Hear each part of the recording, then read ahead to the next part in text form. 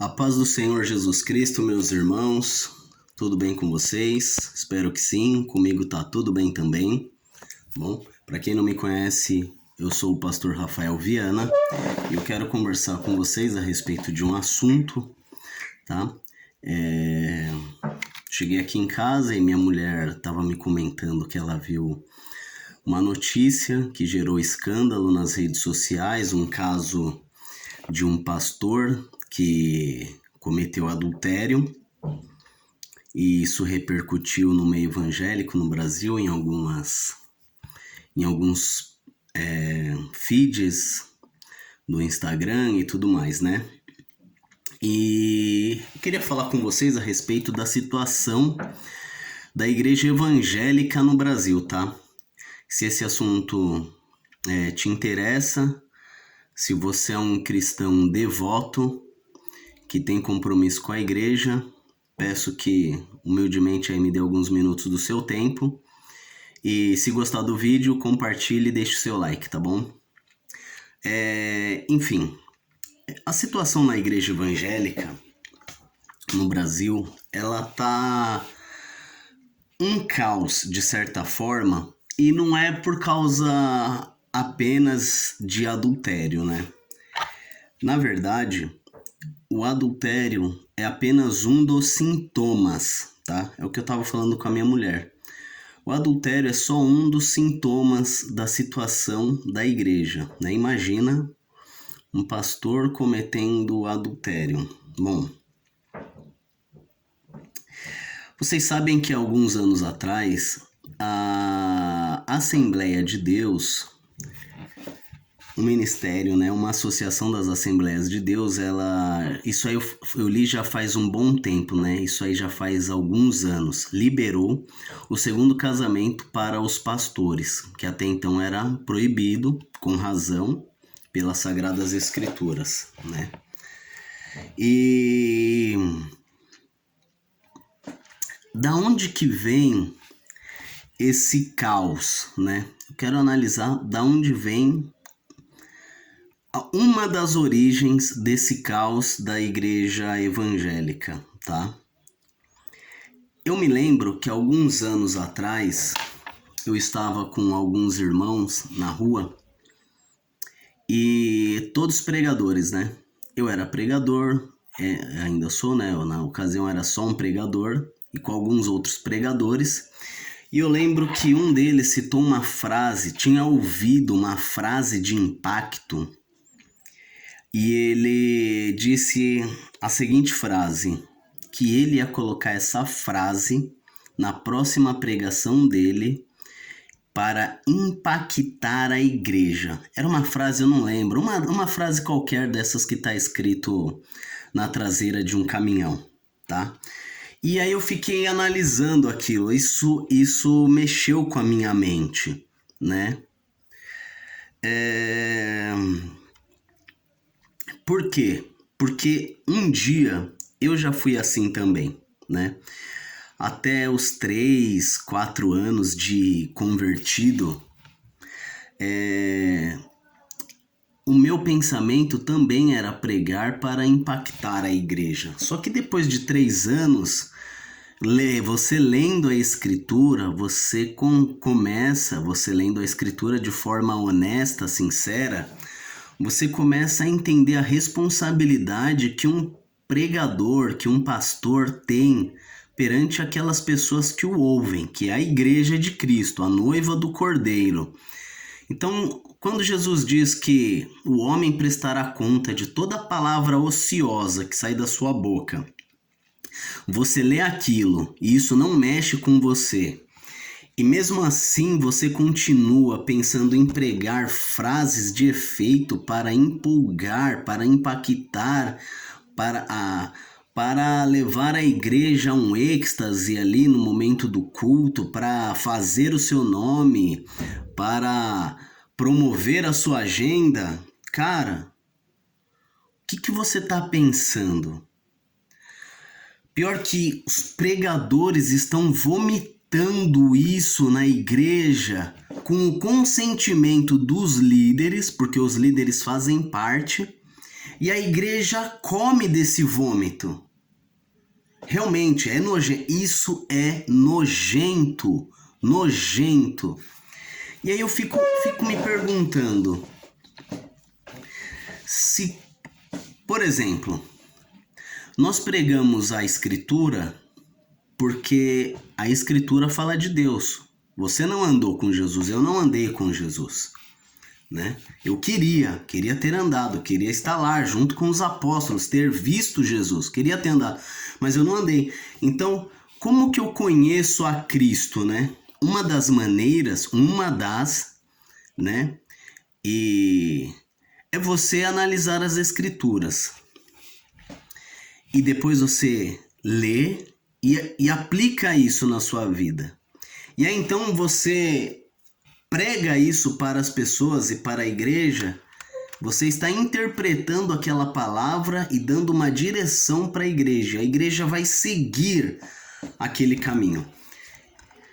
E aí, se o nível de pregador, se o nível de pastor no Brasil, no meio dos evangélicos, é um nível de pessoas que estão preocupados apenas em encher a sua igreja, apenas em impactar as pessoas, para que cada culto seja, sei lá, um evento, para que cada culto seja como um filme no cinema, né? Onde se abaixam as luzes, tem todo tipo de som, tem todo tipo de efeito especial, tem todo tipo de emoção para você ficar ali cativando, empolgando, entretendo, para que as pessoas filiem-se ali à sua comunidade, né? E agora eu te pergunto, e se você não se preocupa com a qualidade da linguagem,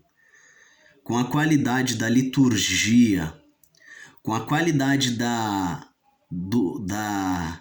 tradição que é preservada, com a qualidade da interpretação bíblica para aquele rebanho, cara, você será réu. Você será pesado na balança. Você, pregador, você, pastor, que eu não tô nem falando aqui do caso do adultério, não é isso. Tô falando de algo pior, É daquele que dá o alimento errado. E nós estamos há tanto tempo, há tantas décadas, comendo um alimento tão errado, tão baseado em sensações, tanto tempo tão baseado apenas em emoção, tão baseado apenas em frases de efeito, de impacto, que isso está distorcendo o modo como se faz igreja, o modo como se faz discipulado, o modo como está vindo as gerações, geração após geração, e você não percebe que a igreja evangélica está um caos. Presta atenção. Eu comecei a observar isso com 4 anos de evangelho, 4 ou 5 anos. E eu costumava até dizer por onde eu passava, que eu sei que, em comparação com o que estava na moda, a minha pregação parecia chata, parecia antiquada. Mas por quê? Porque quando você busca meditar, incorporar aquilo que você está lendo e simplesmente ter um objetivo, conseguir da forma mais honesta possível anunciar a palavra, a vontade de Deus, a verdade em Cristo. Se você não faz isso, você não pode pregar ainda. Você só pode pregar, eu tô vendo, eu tive algum tempo aí, há menos de um ano, eu pude ver alguns jovens que se converteram e estavam começando a ir na igreja, e alguns meses antes, né, eles entram. Eu não acompanhei o processo de conversão deles, eu vi após convertido, mas pelo testemunho eu vi que eram pessoas que assim, que vieram do mundo, vieram, sei lá, do baile funk, vieram aí da correria, da vida louca. E aí alguns meses depois se batizaram e aí eles já estavam naquele naipe, né, naquela pegada de pregador itinerante. Aquele relógio no pulso parecendo o relógio do Faustão, aquela camisa apertadinha, aquela calça coladinha, né? Aquela calça na canela, tubinho, aquele naipe, né, de pregador, cabelinho com gelzinho jogado pro lado e todo aquele estilinho. É sério, não é sério. Eu vou falar a verdade, talvez você não me entenda e acha que eu sou um arrogante, mas eu vou te dar depois as bases bíblicas do que eu tô falando agora. E aí poxa, saí da minha casa, sei lá, num dia de intenso calor ou intenso frio, querendo ouvir a voz de Deus, um conselho de Deus. E aí eu vi um camarada desse pregando. Não dá. Porque é assim, pô, não dá pra você ser um pregador com 1 ano de convertido, não dá, não pode ser. O próprio Paulo esperou anos, meditou, buscou, contemplou, incorporou em si o evangelho. O evangelho, ele não pode ser... O evangelho, ele não é interpretação de textos e teorias aleatórias. O texto é uma forma para a gente conhecer a verdade. O texto é uma forma para a gente se aproximar da verdade, para a gente conhecer, para a gente encontrar a verdade.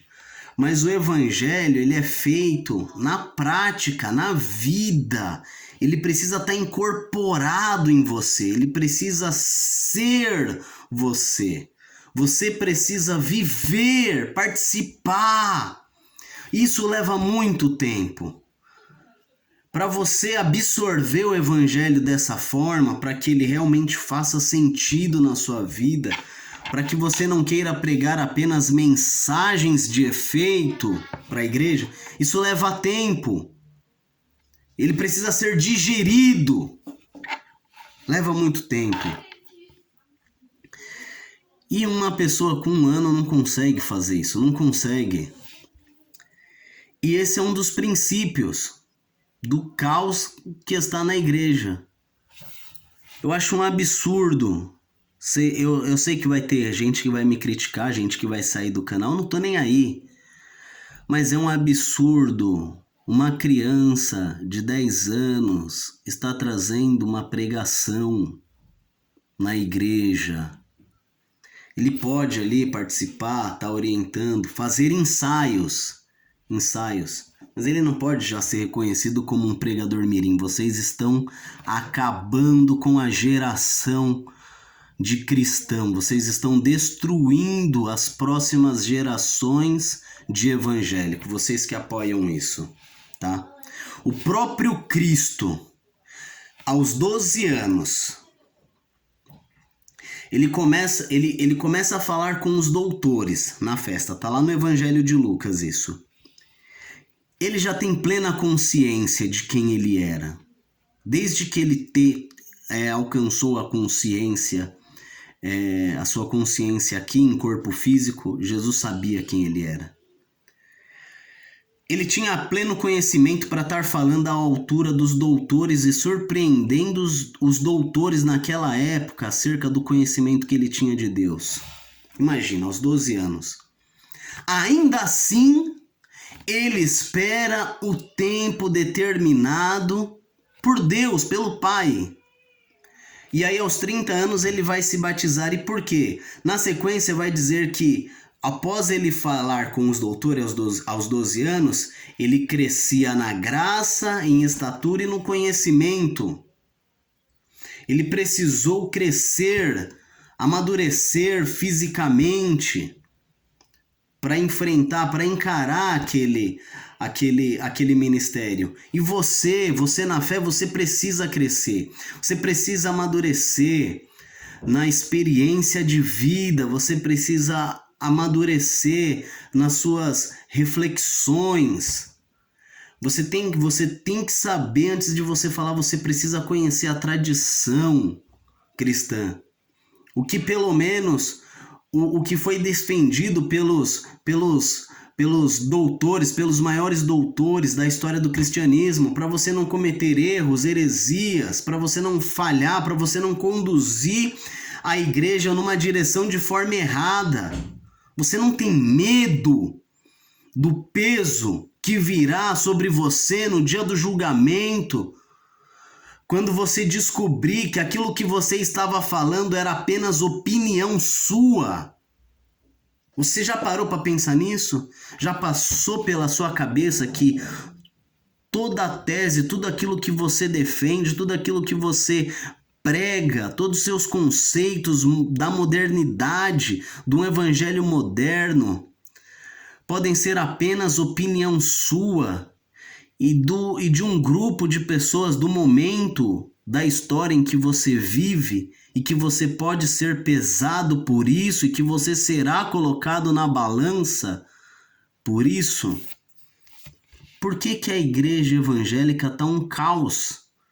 Começa na forma de se anunciar o evangelho. O adultério é apenas um dos reflexos. Quem está se empenhando para mudar esse quadro da igreja hoje no Brasil? Os pentecostais zombam do conhecimento, abraçam apenas o espiritual. Os tradicionais, os das igrejas históricas, zombam do espiritual e abraçam apenas o conhecimento. E vocês não sabem que um sem o outro deixa uma igreja manca, aleijada? O Cristo demonstra a manifestação de poder e de profundo conhecimento. O Cristo demonstra profundo domínio da linguagem, de sabedoria e poder e milagres no Espírito Santo.